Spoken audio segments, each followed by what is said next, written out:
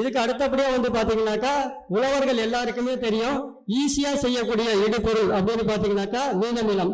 இப்ப பரவலா வந்து ஊருக்கு 2 பேர் 3 பேருங்கிற அளவுக்கு வந்து எல்லா கிராமத்திலயுமே வந்து மீனமிலம் வந்து செய்ய ஆரம்பிச்சுட்டாங்க. அந்த அளவுக்கு வந்து மீனமிலம் வந்து விவசாயிகளுக்கு வந்து ரொம்ப ஈஸியா இருக்குது. இதுக்கு வந்து ரொம்ப கஷ்டப்பட வேண்டிய அவசியமே இல்லை.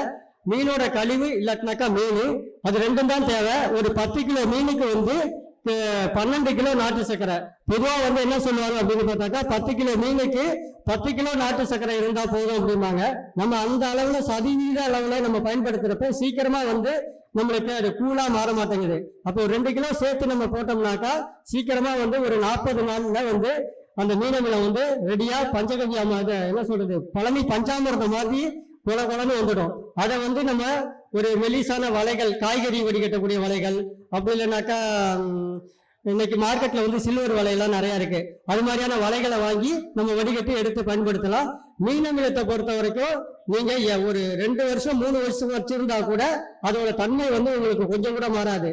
இப்ப பஞ்சகவ்யாவோ மற்ற இடுபொருட்களும் வந்து பாத்தீங்கன்னாக்கா 6 மாசம் தான் வச்சுக்கலாம். மீனமிலத்தை பொறுத்த வரைக்கும் 2 வருஷம் ஆனாலும் வந்து நீங்க பயன்படுத்தலாம். அதோட தன்மை வந்து கொஞ்சம் கூட மாறாது. அதே போல வந்து பாத்தீங்கன்னாக்கா அந்த மீன் வந்து உங்களுக்கு கூல் ஆனதுக்கு அப்புறம் அது வந்து மீனோட சுமல் நம்மளுக்கு வரவே வராது. அங்க என்ன சுமல் வரும் அப்படின்னு வாசனை வரும் அப்படின்னு பாத்தீங்கன்னாக்கா மாம்பழத்தோட வாசனை தான் அந்த மீனமிலத்துல வரும். இதை வச்சு நம்ம பயிருக்கு ஸ்ப்ரே பண்றப்ப ரொம்ப ரொம்ப கவனமா இருக்கணும். இது வந்து மீன் அமினோ அமிலம்னு சொல்லுவோம். இது ஒரு வகையான இயற்கை வெளியில கிடைக்கக்கூடிய ஆசிட்டு தான் இது. இதை பயன்படுத்துறப்ப ரொம்ப கவனமா பயன்படுத்தணும். இது வந்து காய்கறி செடிகள், அப்புறம் வந்து சின்ன சின்ன செடிகளா இருக்கிறப்ப ஒரு 10 லிட்டருக்கு 20 மில்லி மட்டும் போதுமானது. அதுக்கு மேல பயன்படுத்தக்கூடாது. அதுவே வந்து இப்ப நம்ம பருத்திலையோ இல்ல நெல் வயல்ல வந்து முழங்கால அளவுக்கு பயிர் வந்துடுச்சு அப்படின்னாக்கா வந்து ஒரு 50 மில்லில இருந்து 100 மில்லி வரைக்கும் பயன்படுத்தலாம்.